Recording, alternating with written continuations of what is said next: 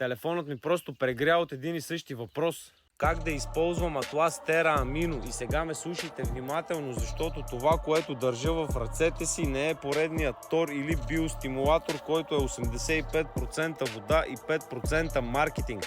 Това тук е оръжие за добив и това нещо не е предназначено за аматьори. Амино версията е тежък концентрат, то е за моменти, когато растенията са в шок или просто искате да ги изстреляте в космоса. Това е вашият адреналин, използвайте го след разсаждане, при градушки, при екстремни жеги или пък просто когато искате да бутнете растението си с часове, а не с дни. Но тъй като аминото е прекалено мощно и не може да карате само на адреналин, точно тук влиза и базовата Тера.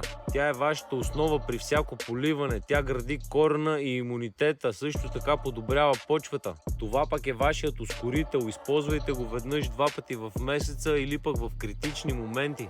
Комбинирайте ги и ще видите разликата веднага. Сега вече знаете тайната, а линкът е в профила.